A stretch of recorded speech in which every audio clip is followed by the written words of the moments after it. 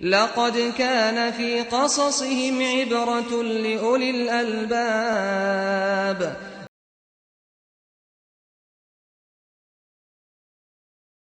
الحمدللہ والصلاة والسلام علی رسول اللہ وعلی آلہ وصحبہ وموالہ۔ محترم بھائیوں اور بزرگوں، السلام علیکم ورحمۃ اللہ وبرکاتہ۔ آج کی اس مجلس میں قرآنی قصوں میں سے ایک قصہ ہے، حضرت موسیٰ اور خضر علیہم السلام کا قصہ۔ اسی قصے کو آج سنیں گے۔ حضرت موسیٰ علیہ السلام بنو اسرائیل کے ساتھ میدان تیہ میں تھے کہ بنو اسرائیل میں سے کسی آدمی نے حضرت موسیٰ علیہ السلام سے خطاب کے بیچ پوچھا کہ اے موسیٰ، اس دھرتی پر سب سے زیادہ ابھی جانکار کون ہے؟ حضرت موسیٰ علیہ السلام نے کہا میں، کیونکہ اپنے علم کے اعتبار سے حضرت موسیٰ علیہ السلام سب سے زیادہ جانکار تھے ہی، لیکن اللہ رب العالمین کو حضرت موسیٰ علیہ السلام کا یہ جواب پسند نہیں آیا، اور اللہ تعالیٰ نے حضرت موسیٰ علیہ السلام سے کہا کہ آپ نکلیے اور ایسی جگہ پر جائیے جہاں پر دو دریا آپس میں ملتا ہے، وہاں پر ایک نیک بندے سے آپ کی ملاقات ہوگی۔ حضرت موسیٰ علیہ السلام نے یوشع بن نون کو اپنے ساتھ لیا اور ایک مچھلی بھی اپنے ساتھ لی، اور اس مچھلی کے اندر حکمت یہ تھی کہ مچھلی جہاں پر رکیں گے اس سمندر میں اگر مچھلی کود جائے گی تو وہی جگہ ہے جہاں پر نیک بندے سے ملاقات ہونے والی ہے۔ چنانچہ حضرت موسیٰ علیہ السلام اور یوشع بن نون دونوں ساتھ چلے، ایک جگہ پر آرام کرنے کے لیے بیٹھے تو ساحل سمندر پہ آرام کر رہے تھے کہ اسی بیچ ان کے پاس سے مچھلی نکلی اور سمندر میں کود گئی اور پھر آگے چلے۔ حضرت موسیٰ اور یوشع بن نون جب آگے چلے تو تھک گئے، بھوک کا احساس ہوا، تو حضرت موسیٰ علیہ السلام نے یوشع بن نون سے کہا کہ مچھلی نکالو تاکہ کھایا جا سکے۔ تو یوشع بن نون نے اس وقت یاد کیا کہ مچھلی تو اسی ساحل پر نکل کر چلی گئی تھی اور مجھے احساس بھی نہیں رہا۔ چنانچہ حضرت موسیٰ علیہ السلام سے کہا کہ مچھلی تو ساحل پہ جو ہم نے آرام کرنے کے لیے کچھ دیر تک وقت بتایا تھا وہیں پہ مچھلی سمندر میں کود گئی تھی۔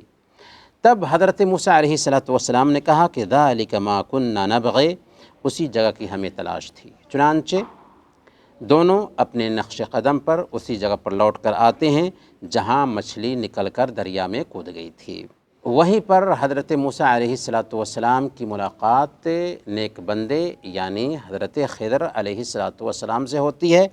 حضرت موسیٰ علیہ السلام حضرت خضر علیہ السلام سے گزارش کرتے ہیں هل اتبعک علی ان تعلمنی مما علمت رشدا، کہ کیا میں آپ کے ساتھ رہ سکتا ہوں تاکہ آپ مجھے وہ علم سکھا دے جو آپ کو سکھایا گیا ہے۔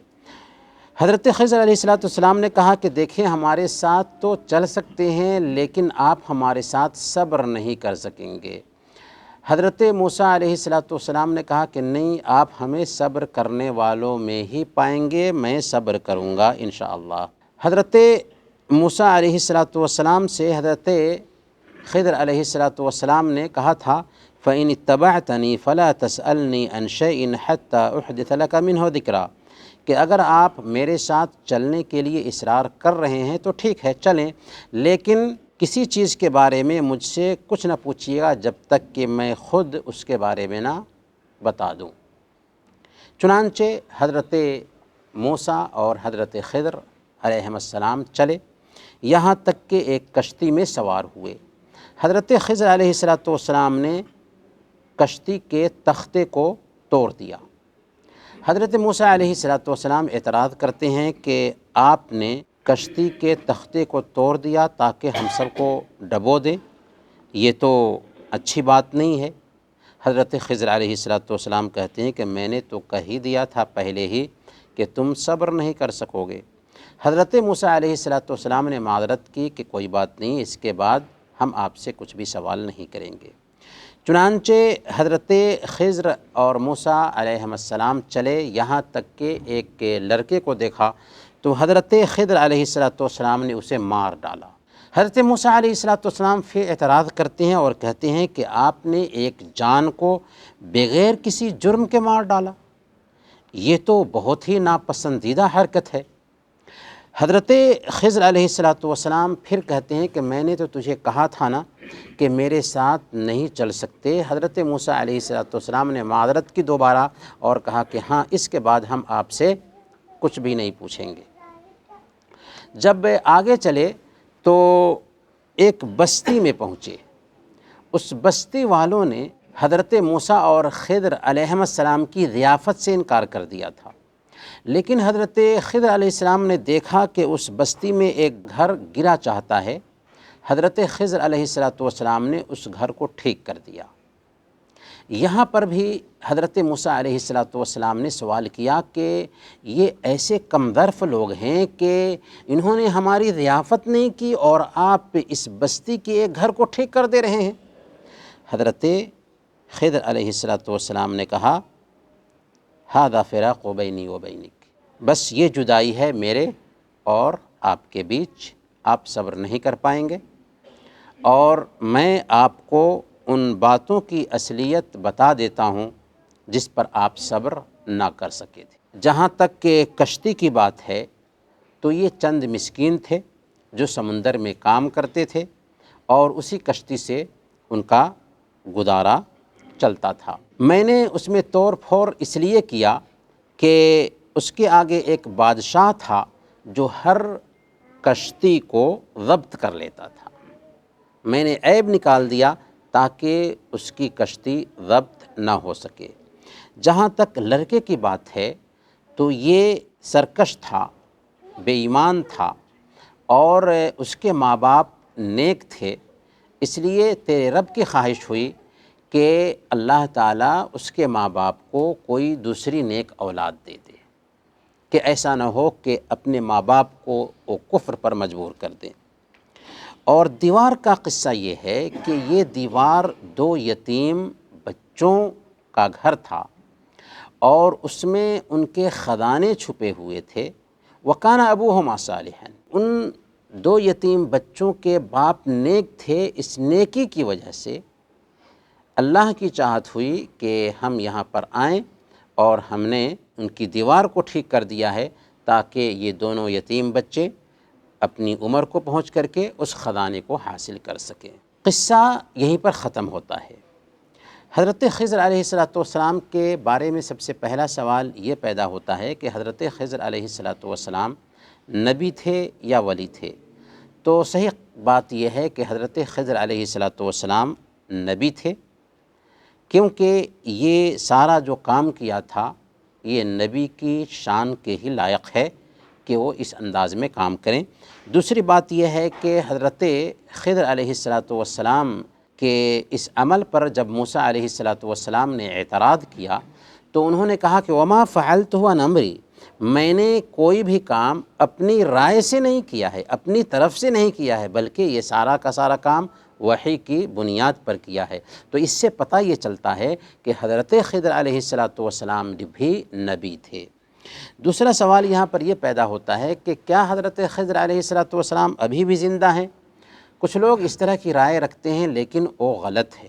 قرآن اور حدیث کے نصوص سے اس کی تائید نہیں ہوتی۔ اگر حضرت خضر علیہ السلام زندہ ہوتے تو ان کے لیے ضروری تھا کہ وہ اللہ کے نبی صلی اللہ علیہ وسلم کے ساتھ شریک ہوتے، آپ کے ساتھ جنگوں میں شریک رہتے۔ دوسری بات یہ ہے کہ اللہ تعالیٰ سورہ الانبیاء آیت نمبر 34 میں بیان فرماتا ہے وَمَا جَعَلْنَا لِبَشَرٍ مِّن قَبْلِكَ الْخُلْدَ، کہ ہم نے آپ سے پہلے کسی بھی انسان کو ہمیشگی عطا نہیں فرمائی۔ اس لیے حضرت خضر علیہ السلام کے بارے میں یہ کہنا کہ وہ زندہ ہیں غلط ہے۔ ایک حدیث بھی ہے، صحیح بخاری کی روایت ہے، اللہ کے نبی صلی اللہ علیہ وسلم نے ایک رات عشاء کی نماز صحابہ کو پڑھائی اور اس کے بعد کہا تھا ارأیتکم لیلتکم هذه فإن رأس 100 سنة منها لا يبقى ممن هو على ظهر الأرض أحد، کہ آج جو لوگ بھی اس دھرتی پر پائے جاتے ہیں 100 سال کے بعد ان میں سے کوئی بھی باقی نہیں رہے گا۔ تو اس سے پتہ یہ چلا کہ حضرت خضر علیہ السلام اس دنیا میں باقی نہیں ہیں، وفات پا گئے۔ برکیف اس قصہ سے ہمارے لیے کیا سبق ملتا ہے؟ تو سب سے پہلے نمبر پر ہمیں یہ سمجھ میں آتا ہے کہ ہر علم والے کے اوپر کوئی علم والا ہوتا ہے، اس لیے کبھی بھی یہ دعویٰ نہیں کرنا چاہیے کہ میرے پاس بہت علم ہے یا میں علم میں سب سے زیادہ ہوں۔ دوسرا سبق یہ ملتا ہے کہ علم حاصل کرنے کے راستے میں آدمی کو تکلیف برداشت کرنی چاہیے، علم حاصل کرنے کے راستے میں ایک انسان کو سفر کرنا چاہیے، چنانچہ اللہ کے حکم سے موسیٰ علیہ السلام سفر کرتے ہیں یہاں تک کہ خضر علیہ السلام کے پاس پہنچتے ہیں۔ تیسرا سبق یہ ملتا ہے کہ اللہ رب العالمین کے علم کی وسعت کا ہم اندازہ نہیں لگا سکتے کہ اللہ تعالیٰ نے کیسے کس کو کتنا علم دیا ہے۔ چوتھا سبق یہاں پر یہ ملتا ہے کہ اساتذہ اور طلباء کے بیچ آپسی تعلقات بہتر ہونے چاہیے اور طلب علم کے جو آداب ہیں ان کا بھی خیال رکھنا چاہیے۔ حضرت موسیٰ علیہ السلام اعتراض کرتے ہیں لیکن استاد کے ادب اور مقام کا خیال رکھتے ہیں۔ چھٹا جو سبق اس قصہ سے ملتا ہے وہ یہ ہے کہ اگر ہم کہیں پر منکر دیکھتے ہیں تو اس پہ نکیر کرنا چاہیے۔ حضرت موسیٰ علیہ السلام نے اعتراض اس لیے کیا تھا کہ انہوں نے ظاہر میں سمجھا تھا کہ یہ منکر ہے، یہ غلط کام ہے، تو منکر پر اعتراض کرنا ایک مسلمان کی شان ہے اور خاموشی اختیار کرنا ایک مسلمان کی شان کے خلاف ہے۔ اللہ نے کیا فرمایا؟ کنتم خیر امت، تم بہترین امت ہو۔ کیوں بہترین امت ہو؟ اس لیے کہ اخرجت للناس، تمہیں انسانوں کے لیے برپا کیا گیا ہے۔ ہمارے وجود کا مقصد کمانا نہیں ہے، پیسے جمع کرنا نہیں ہے، بچوں کو پالنا نہیں ہے، بلکہ ہمارے وجود کا مقصد ہے انسانیت کی رہبری، انسانیت کی خدمت۔ لہذا ایک مسلمان کی شان کے خلاف ہے کہ وہ برائی دیکھے اور خاموشی اختیار کر لے۔ اس میں ساتواں سبق یہ ملتا ہے کہ اگر ہم نیک ہیں، اگر ہم اللہ اور اس کے رسول کے قانون کو فالو کرنے والے ہیں تو صرف اللہ تعالیٰ ہماری حفاظت نہیں کرتا بلکہ اللہ تعالیٰ ہماری اولاد کی بھی حفاظت کرتا ہے۔ اس قصے میں کہا جاتا ہے کہ یہ جو 2 یتیم بچوں کے باپ تھے ان کے خاندان میں کوئی دادا پردادا میں نیک انسان آتے تھے جن کی نیکی کی برکت یہ آئی کہ اللہ تعالیٰ نے اس بستی میں عبد صالح کو، خضر علیہ السلام کو پہنچا دیا اور گرتے گھر کو ٹھیک کر دیا گیا کیونکہ اس گھر میں خزانہ تھا۔ تو اگر ہم نیک ہیں تو اس نیکی کا اثر ہماری اولاد تک بھی منتقل ہوتا ہے، اس لیے ہمیں شریعت کو فالو کرنا چاہیے، دین کے مطابق زندگی گزارنی چاہیے، جس کا فائدہ خود ہمیں ملے گا اور ہماری اولاد کو بھی ملے گا۔ وصلی اللہ علی نبینا محمد وعلی آلہ وصحبہ اجمعین۔